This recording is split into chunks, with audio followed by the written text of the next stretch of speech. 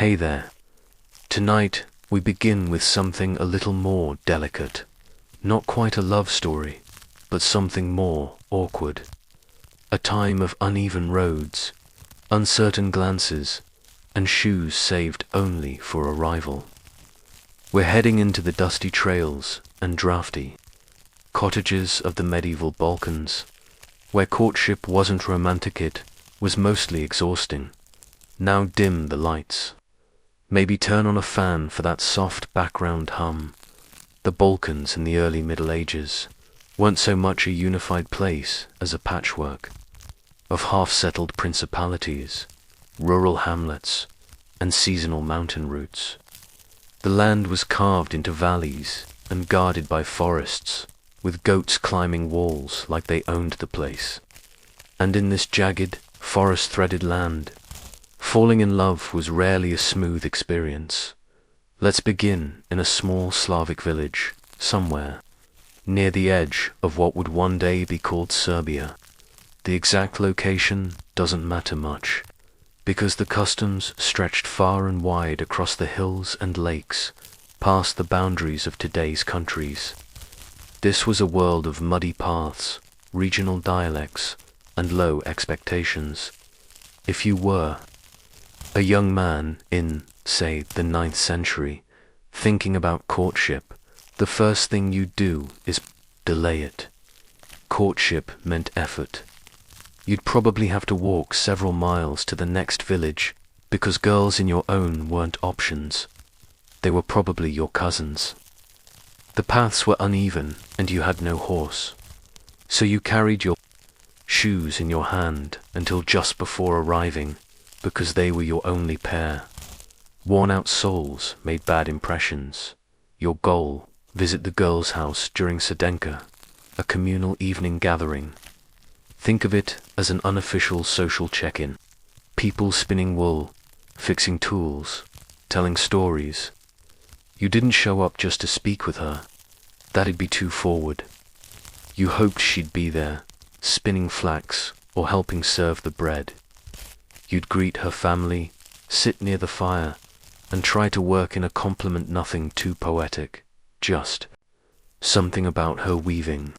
Or maybe her cow-dot women, for their part, had very little say early on. If you were a young woman, you probably knew your family was already weighing dowry math your own, and your potential husband's. Dowries weren't always bags of coins. More often it was a cow, a carved chest, some land tools. Your family's pride depended on presenting you as modest and skilled, not loud or curious. You likely didn't even meet boys until you were 15 or 16. And even then, only under the stern glance of your aunt. Still, people found ways. You might pass a carved spoon as a token. Not a heart-shaped locket, but a rough, sometimes burned with initials. Love looked like utility. You might even exchange belts or cloth ribbons at local festivals. These were the safe, visible signs of interest, tokens that could be explained. A way if someone asked. One strange and delicate ritual common in parts of the Western Balkans was ladanje. It meant night walking, where boys and girls, especially in hill towns, could walk and talk together in pairs after dark, but only in the presence of chaperones or in big groups. You could walk and you could talk. That's it. A slow, lantern-lit shuffle along uneven stone paths with everyone watching. Romantic. Only if your idea of romance includes getting pebbles in your shoes and pretending your shoulder didn't brush hers. There were letters too, though not many.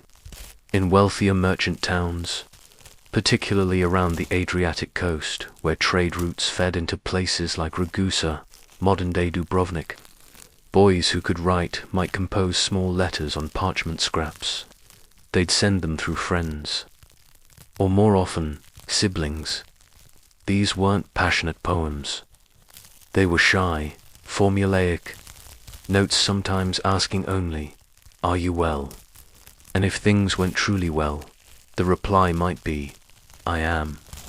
That was courtship success. But letters were risky. If intercepted, a father might ban visits entirely, or worse, make an example out of the sender by asking the priest to preach about restraint that Sunday. There was little room for spontaneity in this world. Marriage wasn't usually for love, was for stability, for aligning to fields, or settling a blood feud, or simply replacing a dead relative. In some areas, widowers would marry their wife's younger sister almost immediately, just to keep the families linked and the household managed. There were also marriage brokers, older women, sometimes widows, who arranged matches. They knew who had a cow, who had debts, and which households could use another pair of hands. Their role wasn't romantic, it was practical. They'd go house to house, suggesting pairings like a soft-spoken auctioneer. If she came to your house, you sat quietly and listened. Then your father spoke for you. But not all courtships were arranged so stiffly. Folk festivals in spring and late autumn, particularly around harvest time, offered brief windows of possibility. You could dance, you could sing across a bonfire, you could be seen smiling. And if no one scolded you, maybe it meant something. Still, getting married wasn't the end of your troubles. It was just the start of different ones. A long engagement could be expensive. A rushed wedding could bring rumors. And if the bride didn't cry during the procession, people whispered she had no heart. Yes, you were expected to cry, loudly. Being given away was treated as a ritual of loss. You were leaving your family, likely moving into a home you'd never seen, joining a mother-in-law who judged your every motion. And if you thought dating was hard, imagine walking uphill in the cold, in wool socks, to go stand quietly next to someone while your parents bargained over goats. So tonight, as your eyes start to drift, picture that crooked dirt path winding through a beech forest. Picture the stitched hem of a girl's apron swaying as she walks ahead of you, silent but not unfriendly. The air is damp. You can hear frogs. No words are exchanged, but you both know why you're there. Was that how affection worked? Or was it simply the only way they knew? Let yourself fall into that foggy, lamplit quiet. The creak of trees in the wind, the soft murmur of your thoughts, wandering further from the path, and further from now. If you're still with me, maybe. Nestled under a blanket, eyes half closed, let's quietly walk back into that world. The medieval Balkans haven't changed much since we left. The goats are still awake, the path is still muddy, and somewhere, just over the ridge, a mother is still stitching a marriage shirt her daughter didn't ask for. Let's linger a bit in the small spaces of rural romance, not in the grand declarations or dramatic betrayals, but in the in-between. The fidgeting at a village feast, the borrowed wool cloak passed quietly during a sudden spring rain. By the 10th century, most Balkan communities were still under shifting, controlled Byzantine, Bulgarian, Frankish, or some vague local chieftain. But politics barely reached the villages. What mattered more was the calendar of feast days and the long, dull stretch of chores between them. Courtship, such as it was, followed the rhythm of the earth. Spring brought mud and possibilities. Summer brought work and watchful eyes. And winter, well, winter brought enforced closeness. Winter was its own kind of pressure. Homes were small. Families often slept together in 1 or 2 rooms, sometimes even one bed, if things were tight. Privacy didn't exist, which meant that any feelings had to be handled quietly. You might share a bench, your knees just barely brushing, while someone stirred beans on the hearth. You might pass her a carved button when no one was looking, and she might tuck it into her sleeve without a word. That was intimacy now. You might be wondering, what if someone just liked someone, and that was it? No formal courting, just liking. Well, that could get complicated. Most households in the countryside had limited say in their romantic futures. Families made decisions. Matches were arranged based on survival, not sparks. So, if you fancied the blacksmith's daughter, and your father had no business with the blacksmith, you were out of luck. Unless, of course, you were very persuasive, or very foolish. Still, there were subtle ways of being seen. At Sunday liturgy, for example, you might shuffle into the same row in the dark, candlelit nave. Boys and girls stood separate, but in some churches, especially those without an upper gallery, eyes could wander. Afterward, when everyone filtered out, people lingered. That's when things might happen. A shared water jug, a hand offered, over a puddle, or, if you were brave, a compliment in the courtyard, while pretending to talk about goats. And yes, people did get brave sometimes. In the southern hills, particularly near what's now Macedonia, there were stories of boys who played music under windows at night, not guitars, of course, but bagpipes or flutes.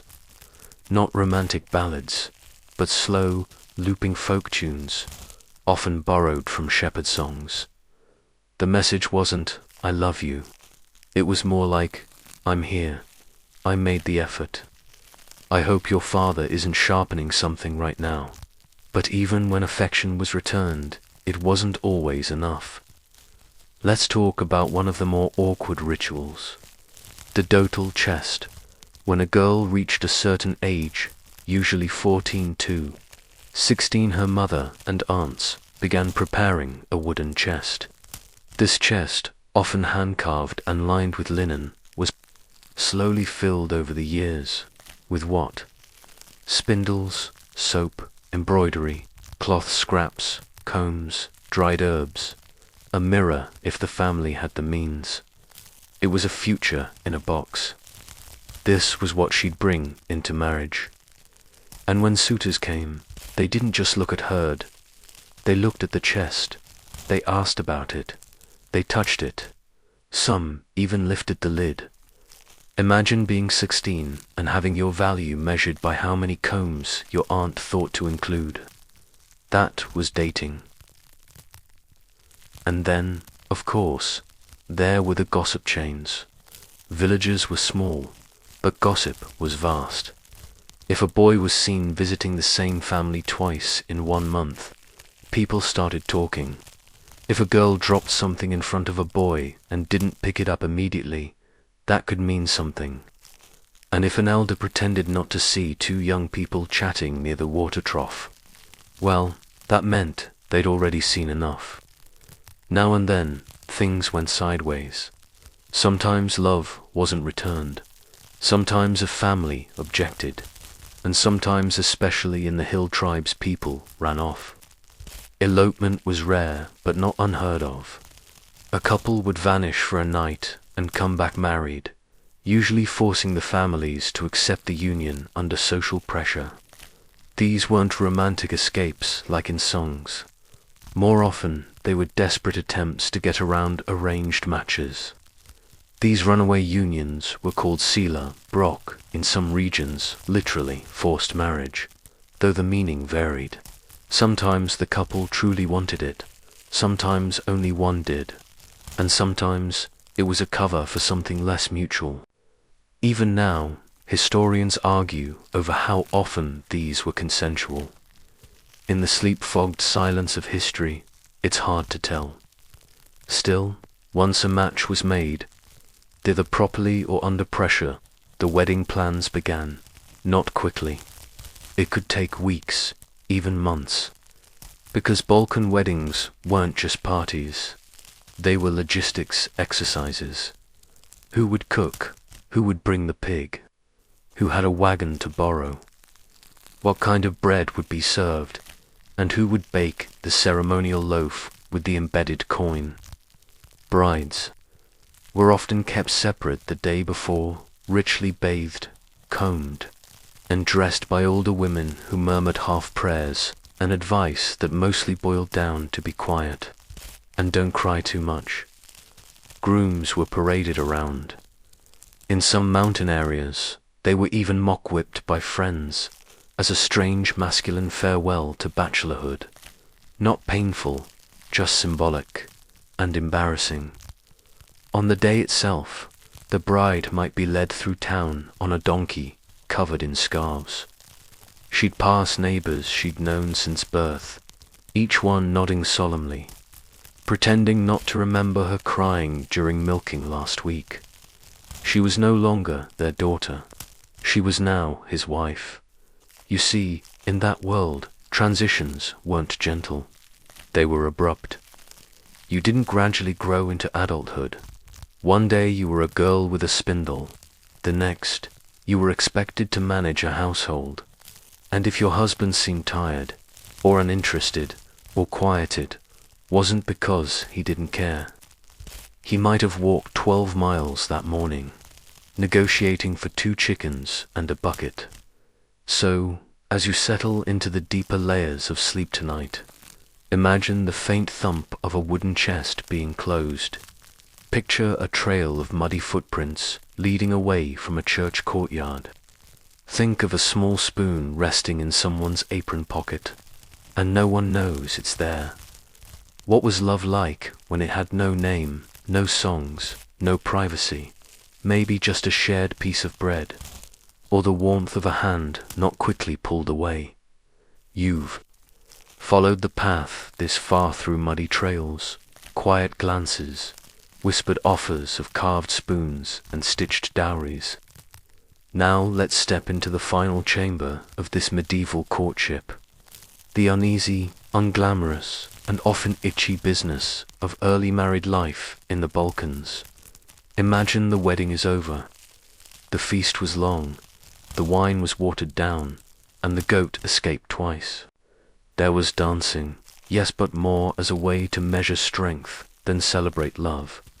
Everyone saw you together now, and that means your life had already shifted, almost overnight.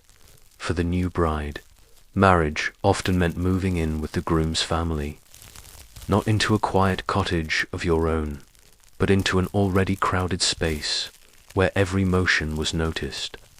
His mother probably ran the house, his sisters had opinions, his father had rules, and your job was to fit in. You woke early before light, if it was winter. You shared sleeping space with everyone in a single long bed or on woven mats, all under thick wool blankets that smelled of smoke and sheep.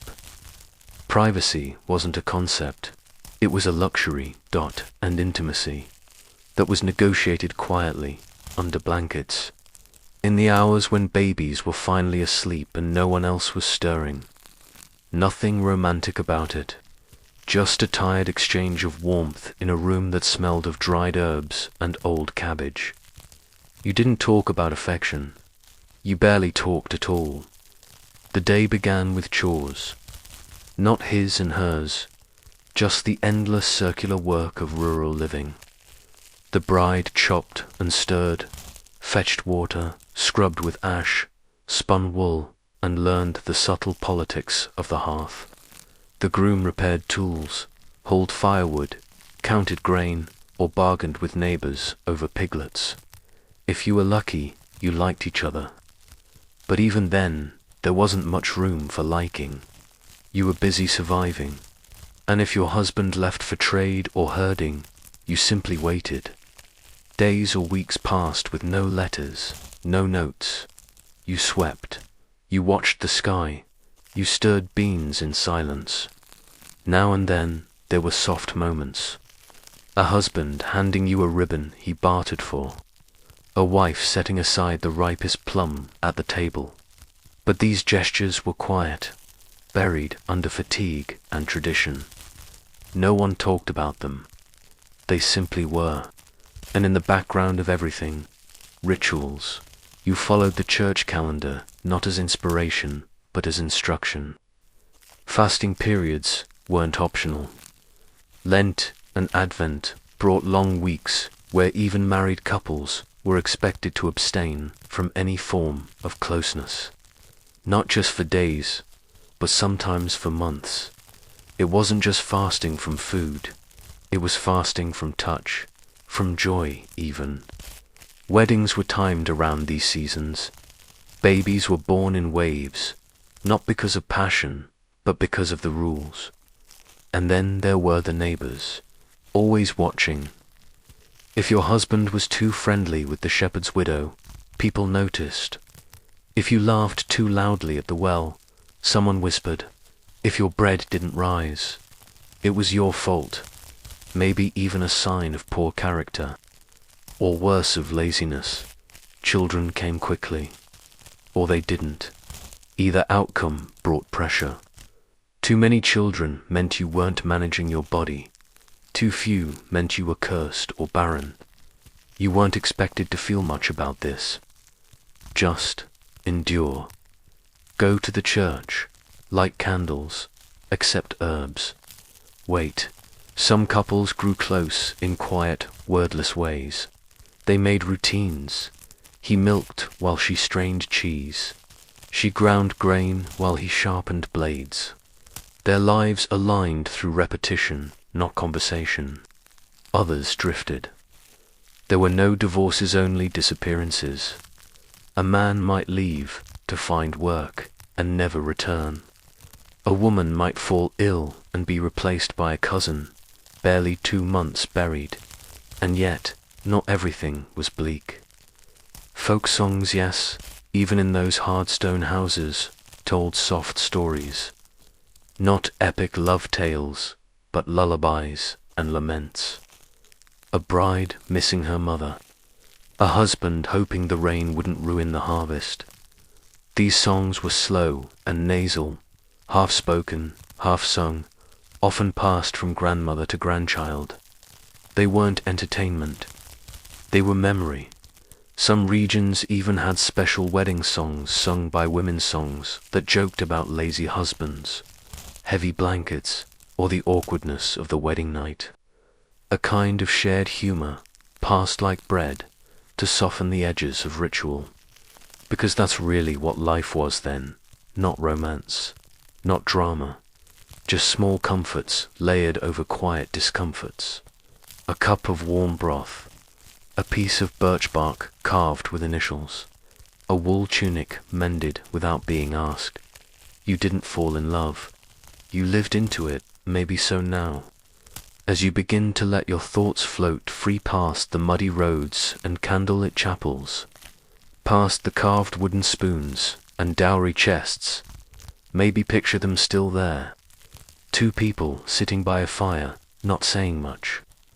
The baby asleep, the air cold, a loaf of bread cooling on a stone slab. No one's smiling, but no one's alone. And you, just drifting now, can let the old world fade, with its quiet rooms, its sleeping goats, its long silences broken only by the wind under a wooden door. What really is affection, if not the absence of fear? Let's carry that into the next tale. Another story. Another way the Middle Ages made everything, especially love, just a little more difficult than you'd like. Just a little deeper, into the same hills and valleys where the goats are still climbing things they shouldn't, and the thatch roofs still leak a little when it rains. But this time, we're not looking at courtship through the eyes of a hopeful boy or a shy girl. No, tonight we're stepping into the middle of it, all the long, slow process of marriage arrangements, where people didn't fall in love. They were arranged like ingredients in a soup. There were no apps, no letters filled with poetry, no quiet dinners by candlelight. But there were pickles jar after jar of pickles, and there were priests, stern-faced and suspicious, and dowries, always the dowries. Let's start in a house. made of mud, brick, and wood, near the base of a wooded ridge somewhere in what's now western Bulgaria. It's the early 10th century. The fire in the hearth is kept low not because it's warm, but because firewood's being saved for winter.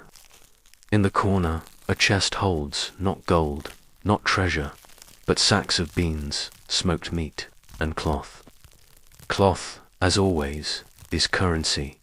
This is a house with a daughter, and that daughter, quiet, 17, maybe 18, has reached what the village considers a marrying age.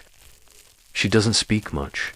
She's weaving most of the day, but she knows her parents are starting to whisper. Her mother has been reorganizing the pickled goods in the cellar. Her father has started counting the chickens aloud. Why? Because they're preparing to host a matchmaker. She's not a glamorous figure, this matchmaker.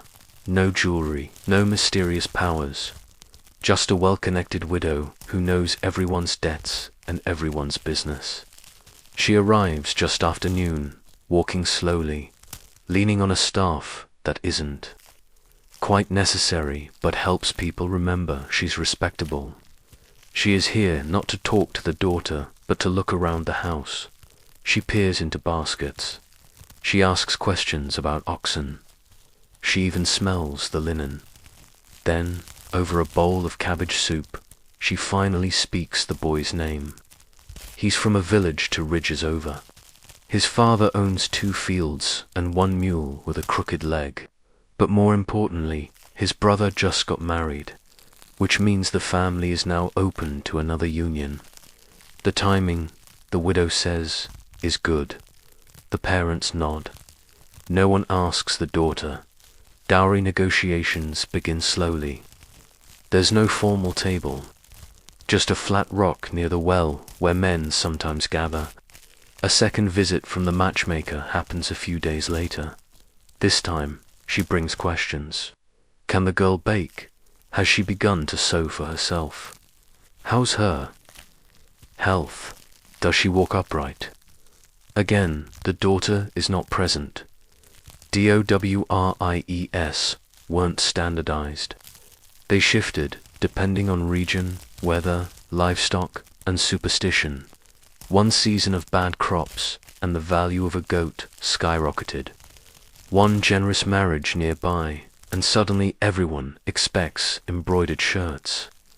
The bride's family was expected to provide at least some of the following: tools, clothing, 1 or 2 animals, usually chickens, household items, a comb or mirror, if possible, and jars of preserved food.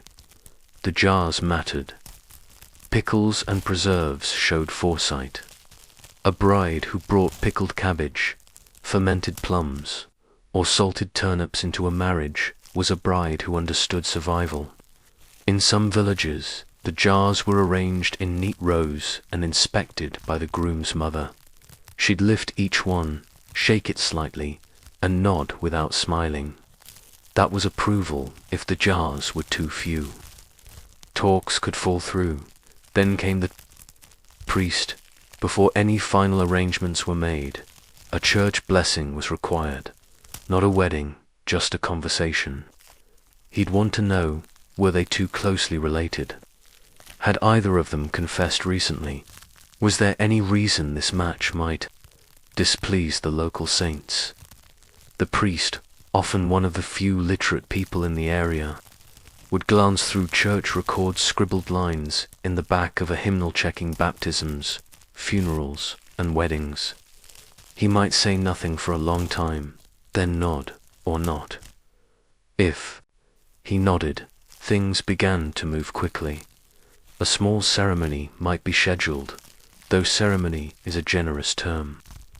More often, it was a simple blessing, a shared drink, and a promise made in front of the icon. Witnesses stood nearby, chewing old bread and pretending to understand Latin, and after that, the girl packed her things, or rather, her mother did. Her dowry was wrapped in cloth bundles, the pickles were strapped to a borrowed mule, and the daughter was led quietly across the ridge, into a home she had seen only once. No music, no celebration, just a change of location. Not all marriages were so quiet, though. Some had feasts sexually if both families were prosperous or wished to appear so. The feast was not about the couple. It was about the families. It was about the bread. Wedding bread in the Balkans was serious business. Thick, round loaves, baked with specific rituals, cross patterns, embedded herbs, sometimes even coins. The bread would be broken, not sliced. It was a symbol of strength, patience, and provision. If the bread cracked unevenly, someone would whisper. There were also chickens, sometimes roasted, sometimes carried alive during the procession. In a few regions, a white chicken was swung gently over the bride's head for luck. No one really remembered why. It just had to be done. But even these feasts had rules. Who sat where? Who poured wine? Who ate first? The priest might offer a short blessing, then leave quickly, his job done. The rest was meat, grain, dancing, and silence. Because even in the noise of weddings, there wasn't much speaking between. The couple, the bride, sat quietly. The groom tried not to drink too fast. No one clinked glasses. No one toasted to love. So tonight, as you sink deeper into the soft weight of sleep, picture a quiet field after a wedding feast. The fire's gone low. A lone jar of pickled garlic sits forgotten beside a stump. Somewhere, a mule brays in the dark, and a ribbon flutters from a pine branch. No one's smiling, but no one's arguing either. And that, in this world, meant success. Was marriage ever about joy, or just a way to survive the winter? The pickles are packed, the vows are mumbled, and the bride has crossed the threshold. Welcome to the first few weeks of married life in the medieval Balkans. There is no honeymoon. There are no lazy mornings, no traveling to the coast or unwrapping gifts by firelight. There is, instead, a milking schedule and a damp roof beam dripping in the corner. There is a cousin staying in the next room who may or may not be planning to borrow your boots. And there is your mother-in-law, who even when she says nothing, is absolutely saying something. You've become a wife now, not through love or choice or some sweeping romance, but because the bread rose on time. The jars were full, and the priest didn't object. If you're a young woman just married into a new household, your job now is to watch, not to speak, not to change things, just observe. Your husband is probably a little older. He might be kind, he might not. You won't really find out for months. He works long hours and speaks in short phrases, mostly about firewood and oxen. His father speaks more, and his mother. She watches your hands, how you hold the ladle, how you set down the bowl, how quickly you kneel to sweep the ashes. Your dowry chest sits in the corner, unopened for now. The good linen is for later holidays or childbirth. The everyday cloths are already in use. Your pickles are being tested one jar at a time. This is where marriage truly begins, not with affection, but with inventory. Let's shift for a moment to the husband's side. He didn't choose you exactly. He agreed.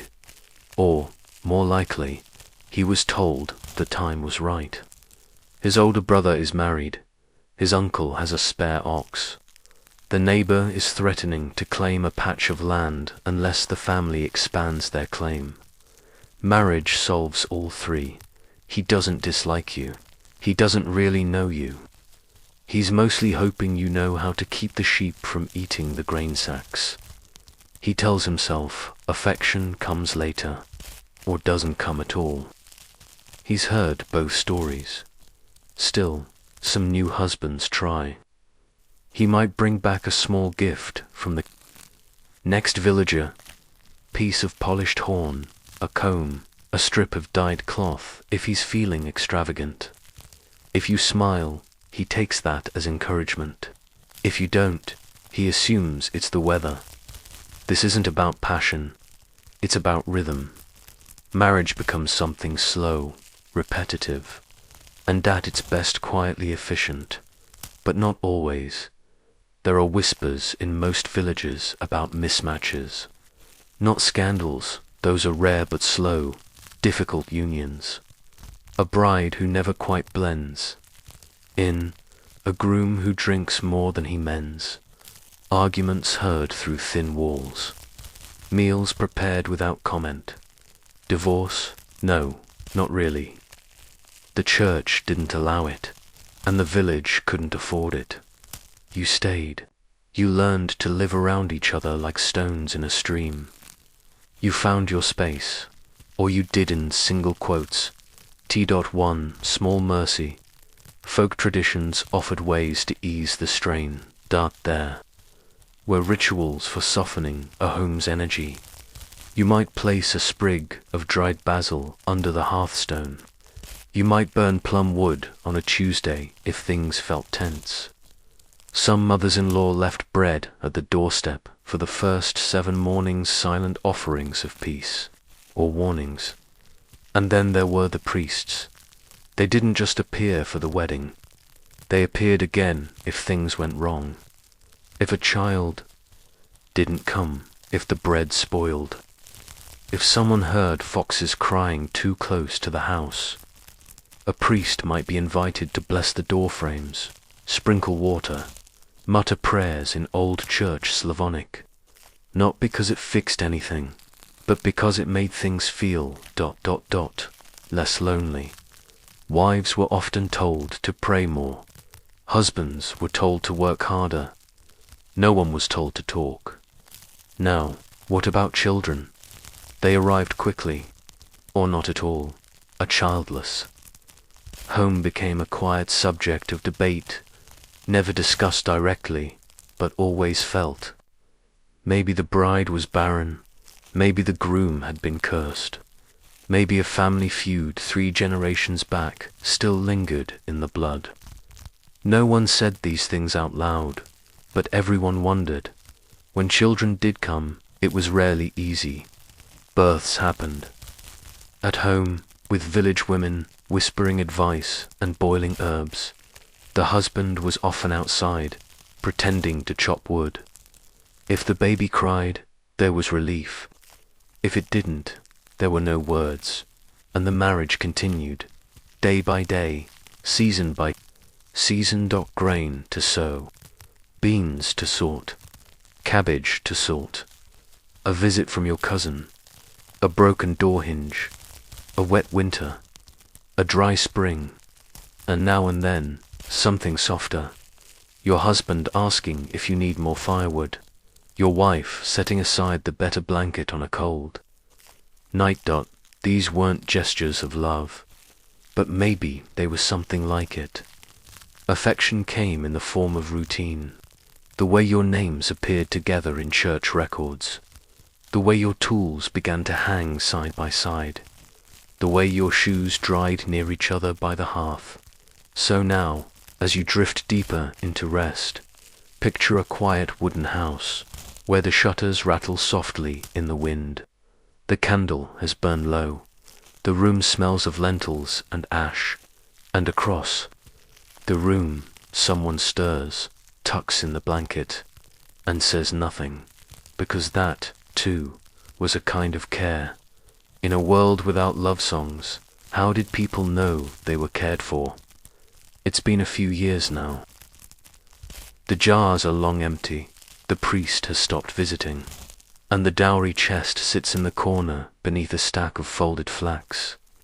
You don't open it anymore. The mirror inside fogged long ago. It's not that you've stopped caring, just that there's always something else to do. A draft in the window frame, a squeaky beam above the stove. The baby has a cough, Or maybe it's just the cold air. The marriage you entered without much choice has become a rhythm. Not quite comfortable, but predictable. You know where the spoon goes. You know when he needs quiet. He knows not to interrupt. You're sweeping. You speak little, but you've learned how to be heard without speaking. In the medieval Balkans, most couples lived like this, not in passionate embrace, but in cooperative endurance. Love, if it arrived at all, showed itself through quiet acts of maintenance. Still, the marriage market lingered behind every closed door. The expectations never really left. If you had daughters, you were already calculating dowries. If you had sons, you were eyeing other families, and so it began again. The preserved foods, the subtle visits from matchmakers, the quiet questions about someone's knees or posture. People spoke of marriage the way they spoke of storms, with wariness and resignation. By the late 11th century, the influence of the Church had deepened. In some regions, the Eastern Orthodox rites began to expand into more elaborate ceremonies, but not in the villages. In the villages, a marriage was still mostly about food, agreement, and avoiding shame. You didn't need a long procession or a choir. You needed the priest to say it counted, the bread to rise, and the neighbors to stop asking when you'd find someone. But some stories did stray from the expected. There were tales of women who refused to marry the men their fathers chose. Sometimes they fled to nunneries. Sometimes they locked themselves in the storage hut and refused to come out until the groom left. These stories were told, softly, half admiration, half scandal. The women were remembered not for what they gained, but for what they risked. There were also tales of love, rare, quiet ones. A boy and girl who had grown up watching each other from across the field. A merchant's daughter who married her father's apprentice. A widow who remarried not for protection, but because she missed being asked how she slept. But even those stories ended in sweeping, feeding, scraping ash, and bargaining over hens. There was no such thing as a marriage free from labor. Sometimes marriages broke down in silence. A husband stopped speaking. A wife stopped waiting. No one left there was nowhere to go. But the energy changed. The bread didn't rise as high. The animals grew nervous. And in the evenings, no one lingered by the fire. Still, they stayed married. Because what else could they do? Others grew close with time. A kind of old partnership. She reminded him when to check the roof before rain. He reminded her to wear boots before walking the wet path to the stream. They shared bread with fewer words, but more ease. When she died, he took her name to the priest, who lit a candle and wrote it in his ledger with heavy ink. When he died, she wore black for the rest of her days and stirred soup in silence. No one ever called it love. They didn't need to. You might be wondering about affection, though. Did anyone show it? Sometimes, very quietly, a husband mending a ripped sleeve without being asked. A wife waiting up a few extra minutes when he was late from the hills. A comb left on the pillow. A crust of bread saved from the last loaf in many regions. Folk belief held that marriages were measured not by their first year, but by the 7th. If you were still sharing food by then, still sitting on the same bench, still whispering over the chickens, then maybe the marriage had settled. That was the word they used. Settled, not grown, not bloomed, just settled. So here we are, years into the life no one chose, and yet somehow it continues. The tools are worn smooth, the fire is easier to start. The pickles have been replaced. The bread is dense, but it holds. You sit by the hearth. The children are asleep. He hands you a cup of warm broth. You don't thank him, you just drink. He nods. The wind is soft tonight. You might not call it love, but it was something. So as you lay down now, maybe picture those quiet kitchens once more, the sound of wool being spun in the next room, the scrape of a spoon against the edge of a clay bowl, the slow old song hummed under someone's breath, not for romance, not for beauty, but because it helps pass the time. Was survival just another word for companionship? Let's rest on that for now. And tomorrow we'll step into another quiet chamber, one where noble daughters sit very still in their silent courtyards, waiting for futures already written. In a corner of the Balkans, past the crumbling monasteries and sheep-bitten hills, stood the manor homes of the quietly privileged places, not quite rich, not quite poor, and never quite free. Inside, noble daughters waited not for adventure, not for letters, but simply for instructions. These homes weren't castles. More often, they were wide, drafty structures made of wood and stone, perched just high enough to avoid flooding, just close enough to a village to receive bread or soap when supplies ran low. The air inside was often cold, even in summer. The windows were small, the walls were thick, and the courtyards were more functional than grand. And somewhere in those courtyards, always seated neatly, always watching, was a girl no older than 14, slowly turning a wooden spoon in her hands. She wasn't playing with it. That would have been unseemly. She was polishing it, or pretending to. Or maybe she was simply giving her hands something to do while the world made decisions around her. By the 12th century, noble families in the Balkan territories, whether under Byzantine influence or increasingly dependent local rulers, were deeply invested in managing their daughters' futures.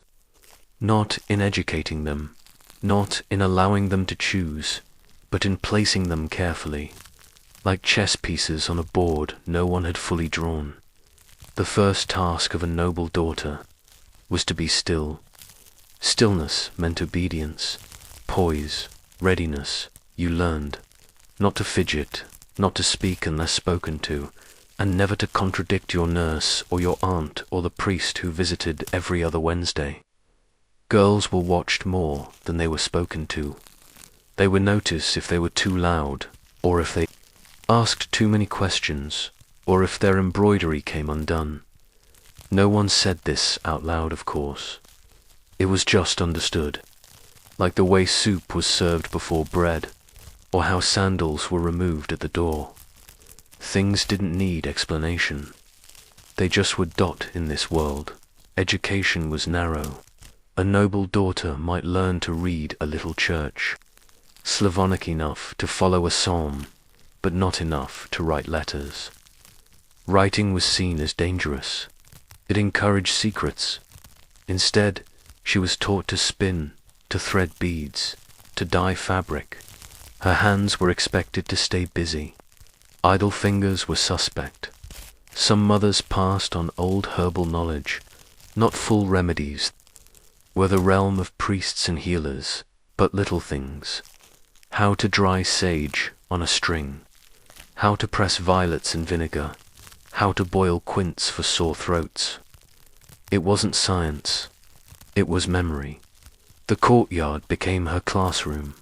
It was where she learned to walk quietly, to keep her shawl from slipping, to recognize which footsteps belonged to her father and which belonged to the steward with poor posture.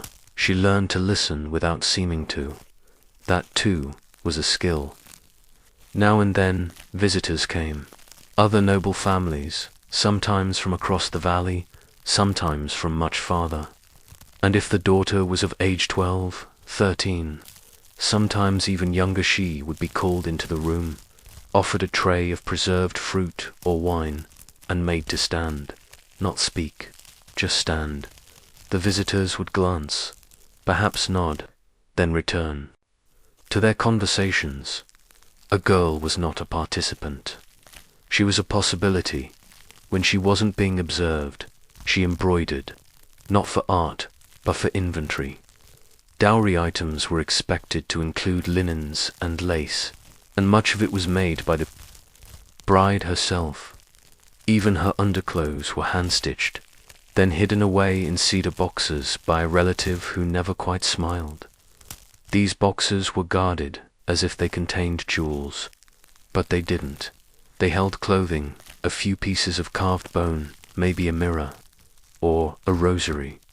These were her tools not for self-expression, but for survival in someone else's household. Marriages, of course, were arranged, rarely with explanation. One morning, a girl might notice that her father was speaking softly in the alcove room. Her mother had opened the dowry chest again. Her younger brothers were unusually quiet.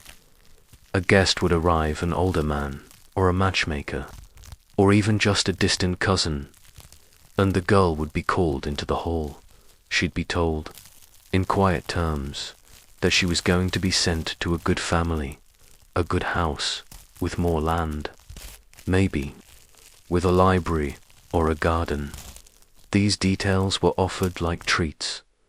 What wasn't said, that the groom was 10 years older, or that his first wife had died the winter before, or that she would be expected to help care for a mother-in-law with failing eyesight and very particular opinions on how garlic should be stored. She wouldn't cry. That, too, was understood. Some daughters were sent far across rivers or mountains. Others were married within the same region. But either way, their lives became something remote. They packed carefully folded clothes.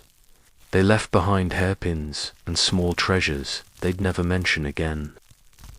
A small wooden spoon might be tucked inside a sleeve, not because it was useful, but because it had belonged to someone she missed, and off she went.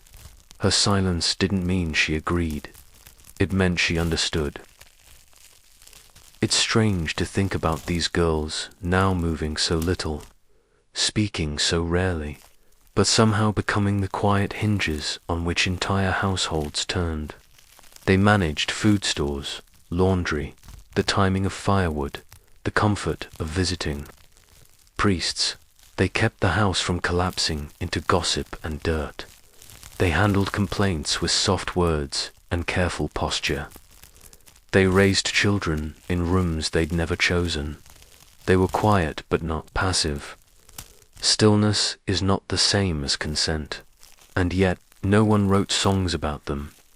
So as you drift now toward the slower edges of sleep, maybe picture one of those stone courtyards. It's late in the day. A bowl has been left out to catch rainwater. A girl turns a spoon in her fingers, not stirring, just turning. How many choices were never given, simply because no one thought to ask. Marriage, when it came, was not the beginning of something new. For a noble daughter, it was the soft continuation of things already decided. There was no surprise, no rushing carriage, no hurried conversation on a moonlit terrace. Just a statement: "You will leave in 4 days." A nod from her father. A folded piece of linen placed on top of her chest. And then the quiet preparations began. She did not pack alone. The chest was carefully arranged by her aunt or mother women who had done this before, who knew what was expected. Undergarments first, then outer dresses. A veil, if the family was wealthy enough. A pair of soft leather shoes. If not, a good pair of slippers and a waxed cloak would do. And then the gifts, small tokens meant to impress the grooms. Family not with wealth, but with usefulness. A pouch of dried lavender. A small cloth sachet filled with healing herbs. Maybe even a bit of stitched lace with a family pattern sewn into the edge. None of these were truly for her. They were for them, for the others, for the ones who would now be her kin when she arrived at her new household, sometimes by donkey, sometimes on foot with a servant beside her. She was shown where to sleep. She wasn't asked how the journey was. She wasn't offered tea, just a nod, a room, a task. If she was lucky, her new husband was close in age and quiet by nature. If she wasn't, he was gruff, older, and suspicious of anything embroidered. Either way, she did not speak unless spoken to. Stillness, again, was everything, and so she settled into duties that were not explained, only expected. Stirring pottage before sunrise, checking grain sacks for moisture, watching how her new mother-in-law folded linens, then copying it exactly, never outshining, never complaining, just matching the rhythm. It wasn't without its small comforts. Sometimes she was assigned to the kitchens. There, away from the scrutiny of the main rooms, she could speak softly with the other women. They weren't all noble. Some were servants, distant cousins, wet nurses, but they shared recipes, whispered superstitions, and showed her how to cut onions without tears. In the kitchens, she could exist as a person again, not a symbol. They told her things her mother hadn't, like which herbs help with pain, and which berries to avoid, which saints to pray to when someone falls ill, and how to dry apples using the warmth from the oven's outer stones. Later, she might be given responsibility for the storeroom, a place of quiet power. There, she could control what was rationed out. She learned how to monitor supplies, how to measure the right amount of flour for a feast, how to stretch lentils during a hard winter. No one praised her, but they noticed. When children came, it was often without much ceremony. The pregnancy might not be spoken of until her belly showed. Even then, most women kept working until the final weeks. There were no doctors, just local women, old prayers, and knowledge passed down by hushed voices beside hearths. Birth was a communal act, but strangely private. The men waited outside. The priest might be called only afterward. The baby was swaddled and placed in her arms with a nod, as if to say, "There, now you're complete and still." No one asked her what she wanted. If the child lived, and many did not, her life became narrower. Feedings, washing, prayers, watching for fevers. If the child was a son, she was congratulated. If a daughter, simply nodded at another potential alliance. Far in the future, she might spend hours each day in the courtyard with the baby, sitting on a low stool, embroidering once again. Not because she had time, but because embroidery was a language. It showed patience, skill, and usefulness. It could not speak, but it could suggest value. Visitors, when they came, never addressed her directly. They spoke around her, through her. She was expected to offer refreshments, guide them through the household, and disappear. If her husband rose in status, she might host more frequently. If he fell, she would stretch fewer ingredients into more meals. And yet, in all this, she found small ways to remain herself. A particular way of folding cloth that her mother had taught her. A broth recipe passed on from her grandmother. A secret space beneath a loose stone in the courtyard, where she kept a few dried flowers or a carved trinket from childhood. Quiet resistance, private memory. Her world did not change dramatically. Over the years, the seasons came and went. The walls aged. The children grew. She became more confident in voice, but in presence. She stood straighter. She knew where everything was kept. She remembered everyone's name and whose knees ached most in winter. And sometimes, rarely she was asked for advice. On hosting, on curing a cough, on resolving a quiet feud between servants. She offered it softly and without pride. But she offered it. No one ever called her powerful. But the house ran better when she was well, and in the rare moments alone early morning, before the others rose, she might walk the courtyard with her hands behind her back, and remember when she first arrived. How scared she'd been, how still she'd sat, how tightly she'd held that wooden spoon. She still had it, tucked in a drawer behind some linens. As you settle now into your own kind of stillness, imagine her walking that courtyard path one last time before winter. The air is sharp, the sky is dull with clouds. She's older now, wiser, and though she has spoken few words in her life that anyone remembers, she has held everything together, not with volume, but with quiet. And in a world where so many waited to be told what to do, perhaps she never needed telling. The courtyard hasn't changed much. A few more cracks in the stones, a bit more moss. The pomegranate tree near the corner no longer bears fruit every year, but its leaves still make soft shadows in the morning light. The woman who once sat there, a young girl with silent eyes and careful hands, is no longer young.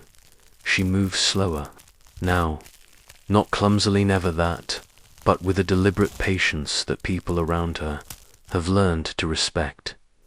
They don't call her wise. They call her a good manager, or well-kept, or proper. Words that are meant to praise, but never to directly. Still, it is known that the house holds together because of her, that things get done because she remembers, that the right herbs are always drying in the right corner, that cloth never runs out before a feast, that no child goes without clean socks in winter. She's still not loud, but she is listened to, and now her daughters are growing up. They sit in the same courtyard. They hold their own wooden spoons. They stir things, or pretend to. They watch how the linen is folded. They notice which jar is used for honey and which for vinegar, and just as she once did, they begin to understand that stillness is not passive. It's a signal. It means, I see, I remember, I endure. She prepares their dowries in quiet, one stitch at a time, one herb bundle at a time. Folded linens placed carefully in chests that smell of bay leaves and wood smoke.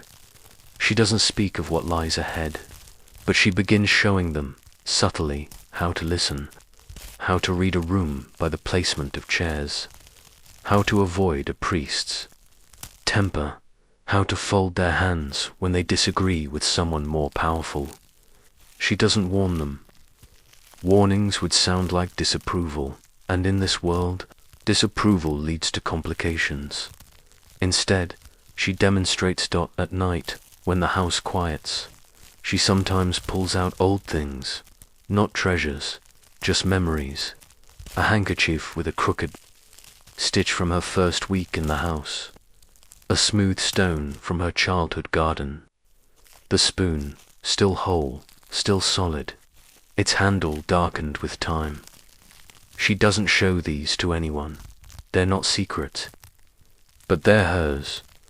Sometimes a letter arrives, not often, maybe once a season, carried by a merchant or a cousin passing through.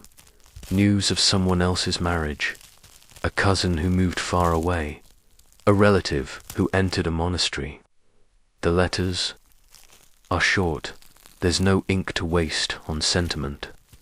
But they're saved anyway, folded into a small bundle and tied with old ribbon.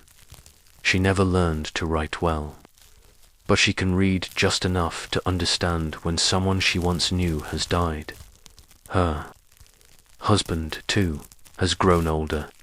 Their marriage was never passionate, but they have shared enough quiet winters, enough tense harvests, enough cold meals and warm blankets, that the years have wrapped around them like wool. They know each other's habits so well that speaking is almost unnecessary. When she falls ill for the first time, really ill, he doesn't say much. But he waits outside her room for hours. He sharpens her kitchen knives, though she won't need them for weeks. He makes sure the jars are sealed, the firewood stacked. He even attempts to fold the linens himself. Poorly that, more than anything. Is love? She recovers. Slowly, but something shifts.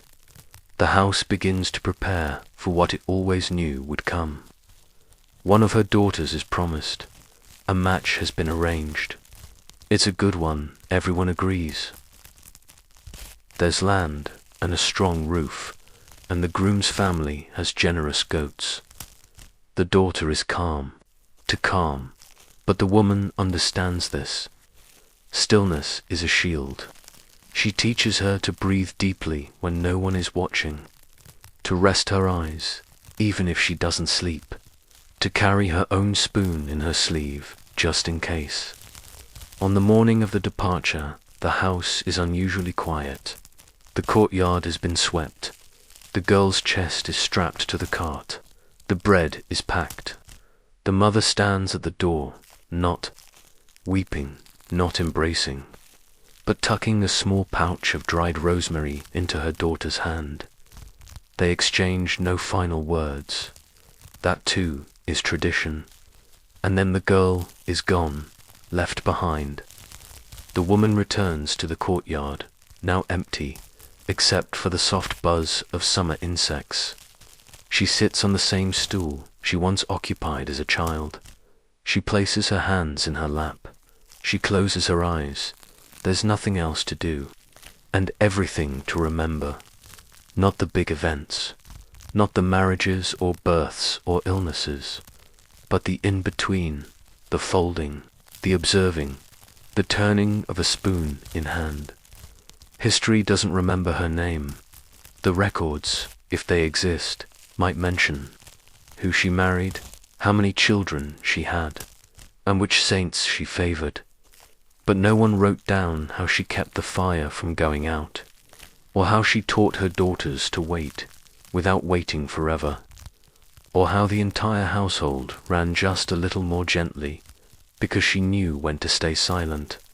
As you drift now toward rest, picture the old courtyard once more. The wind picks up a little. The laundry flaps softly on the line. Somewhere, a wooden spoon rolls off a ledge and lands on the stone path with the faintest tap, and someone, not hurried, bends down to pick it up. Picture a knight, but not the kind from songs, not gleaming in silver or clasping a lady's hand beneath a rose-covered arch dot. No. Picture a man in his 30s or 40s, dressed in a padded tunic that smells faintly of damp wool and dried blood. His boots are cracked. His belt doesn't quite fit right anymore. His beard has gone uneven. With a patch he cut himself, using a dull blade and a copper basin. And he is single, not by design, not by choice, and certainly not because he's waiting for the right moment, but because, in the borderlands of the medieval Balkans, life didn't lend itself to marriage, not easily, not often, and not for men like him. He is what some might have called a man-at-arms, or petty knighter, low-ranking warrior, given a small holding in return for his sword and saddle. He's pledged to a higher lord, but only loosely. He's summoned when needed and mostly forgotten when not.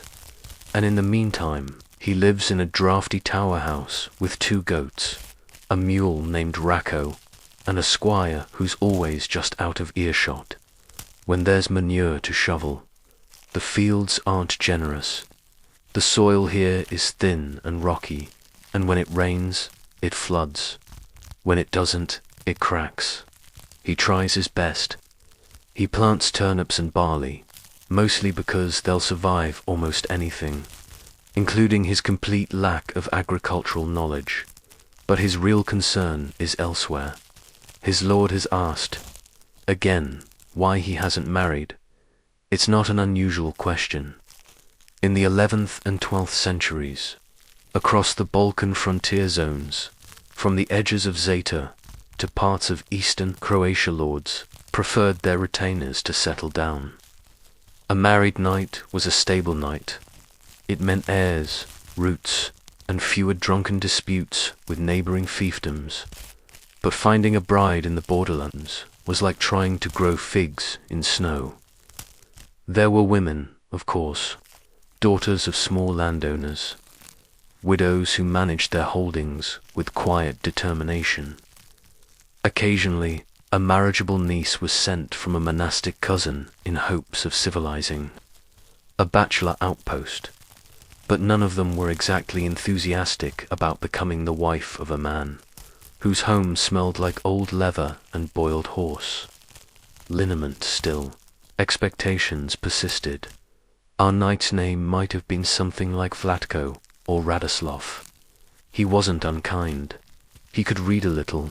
He owned a prayer book that had been soaked in wine, and he kept a tally of debts owed to him on the wall of the tower using chicken bone scratches. He once even tried to learn the lute, but the goats chewed through the strings.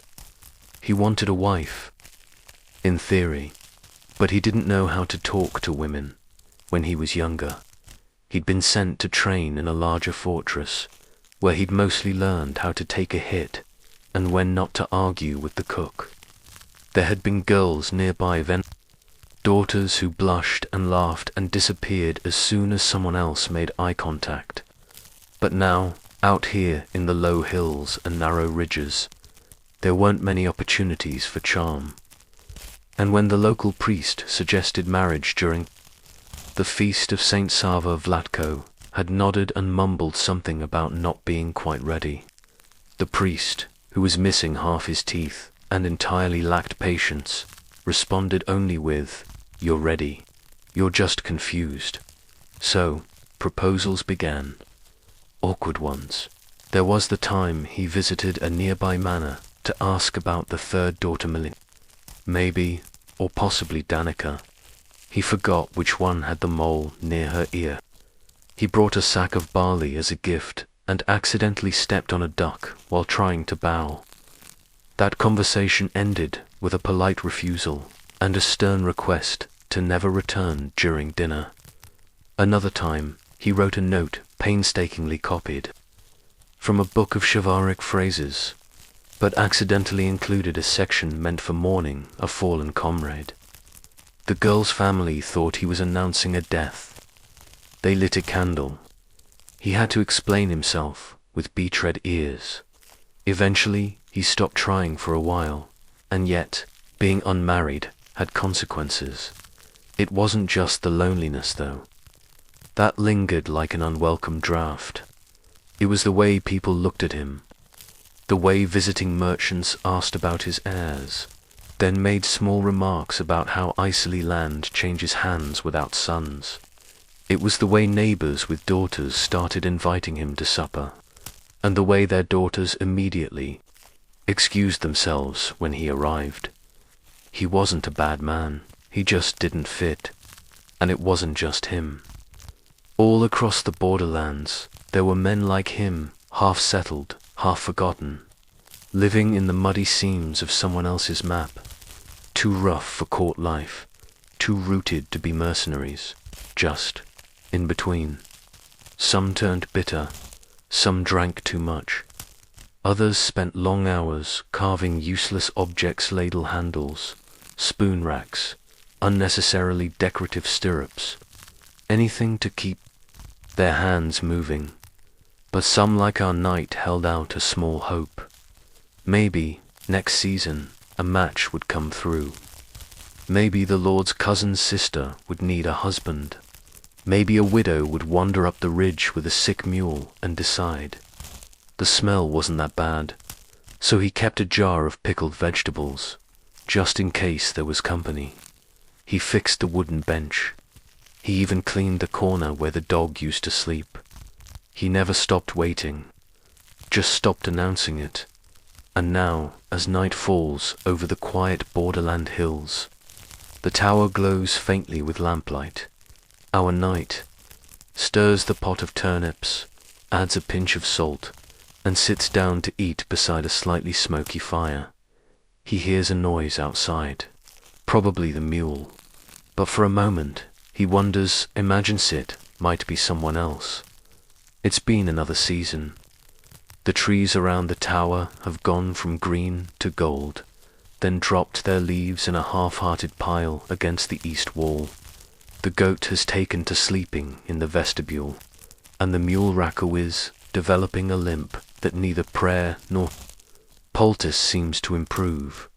Vlatko has gotten older in the way a roof settles under its own weight. Not dramatically, just a bit more creak in the joints, a bit more silence between movements. The nights are longer now, and the stone walls hold the cold like secrets. He hasn't proposed again. Not directly, but he's been tidying the old bed frame was mended. He moved the goat to a lean-to so the main room no longer smells like damp wool. He even patched the tunic with the least stained bit of linen he could find. Not because anyone asked him to, but because, maybe, some mornings, he stands on the small wooden balcony with his arms crossed, watching the road. It doesn't carry many travelers. A cart of firewood, a messenger in a rush, a merchant with a donkey so stubborn he had to be pushed, but he watches anyway. One day there's word from the village priest. A widow has arrived from the coast. No. One knows much. Her husband drowned, apparently in a shipping accident. She's staying with distant cousins. She has no children. She's quiet, keeps her hair covered even indoors, and doesn't linger at the well. But she can sew. And so Vlatko does what he always does. He thinks too much and says nothing.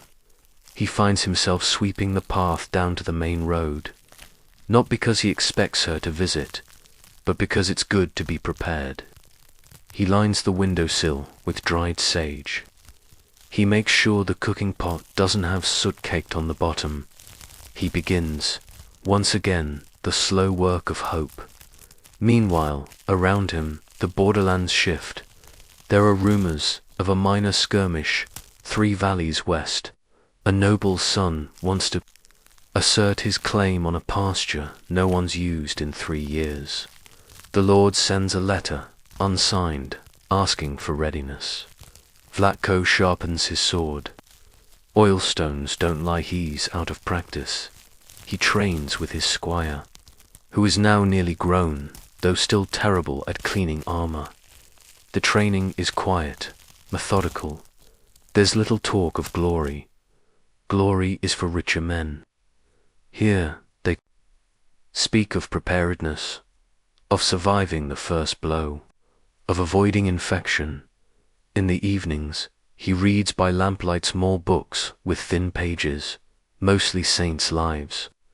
There's one about Saint Procopius walking barefoot through the snow to warn a village. Vlatko underlines a passage about endurance, not because it's inspiring, just familiar.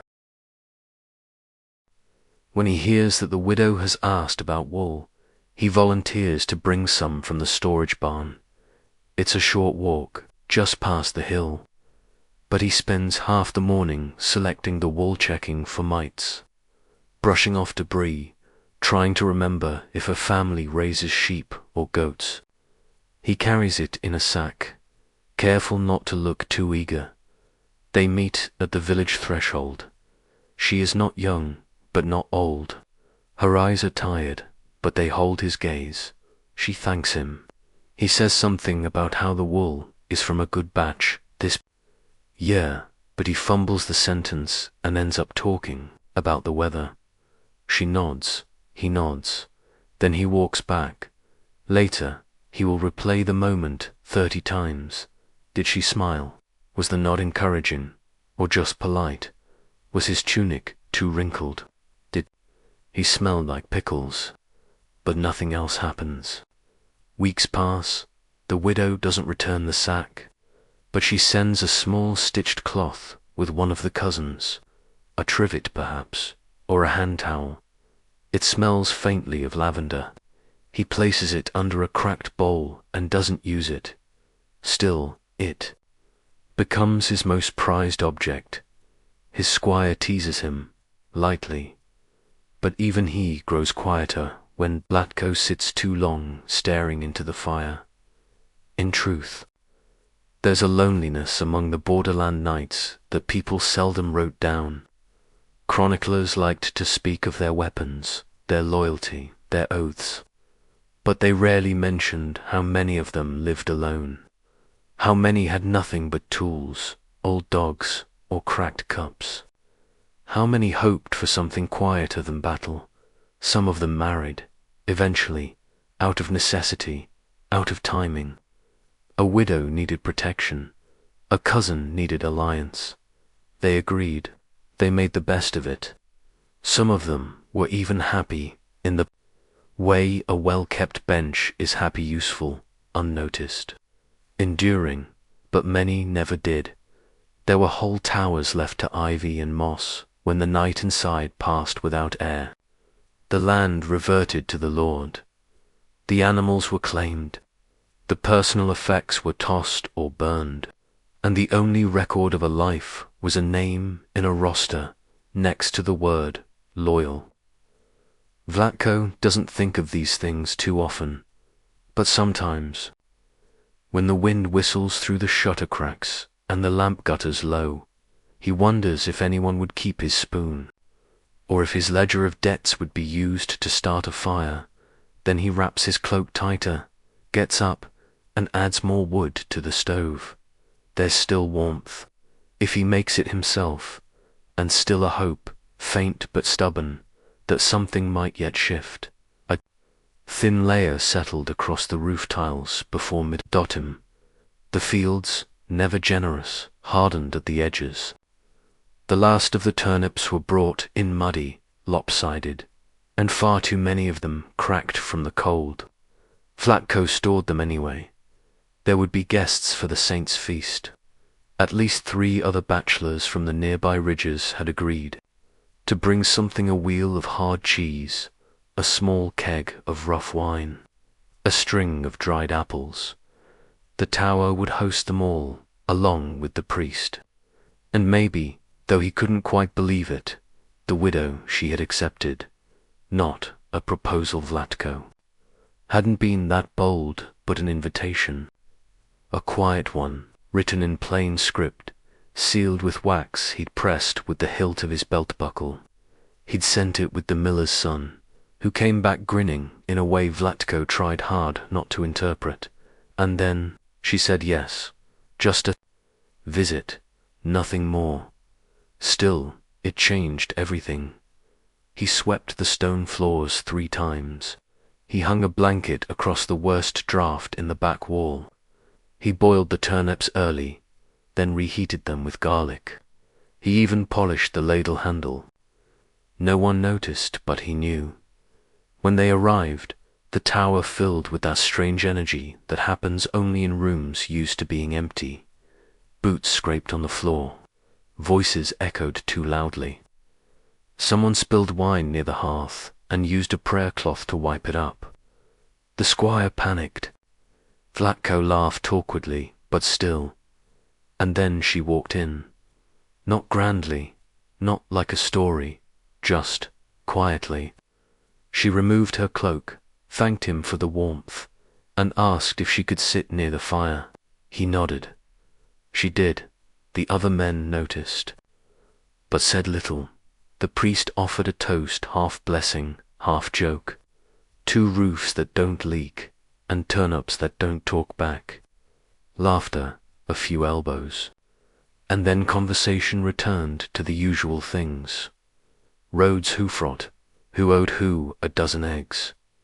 She didn't speak much, but she smiled. Later, after the guests had gone, and the ashes of the fire had begun to settle, she remained, just a little. Longer, Vlatko brought out the stitched cloth she'd sent him weeks before. He placed it between them like a relic.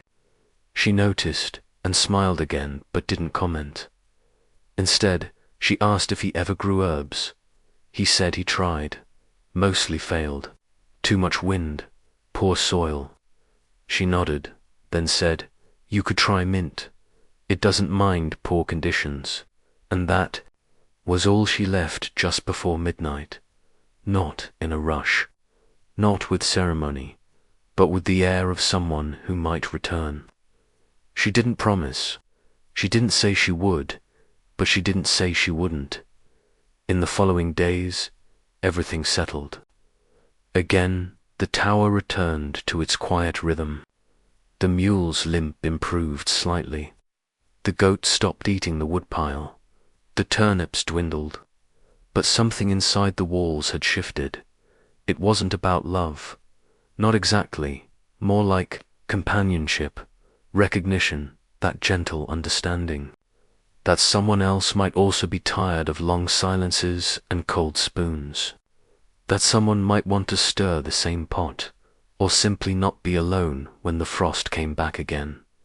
There were no more grand gestures, just an extra seat kept warm, and a patch of soil near the south wall of the tower, newly cleared, waiting for mint. He still didn't know what to say. If she returned, but maybe that didn't matter. Maybe what mattered was the turnips didn't burn this time. That the fire was steady. That the wooden spoon, once splintered, had been sanded smooth. And that in the quiet of the borderlands, where stories rarely traveled and names were easily forgotten, two people had found enough warmth between them to not be cold. As sleep settles now, slow and quiet, imagine that small tower once more. The door is closed. The fire is low. There's a soft clink of a bowl being set down. And then two chairs, side by side, one slightly closer to the flame. Perhaps no one will write their story. But maybe, just maybe, it didn't need writing. After all, not all histories are meant for books. Some are best whispered or lived.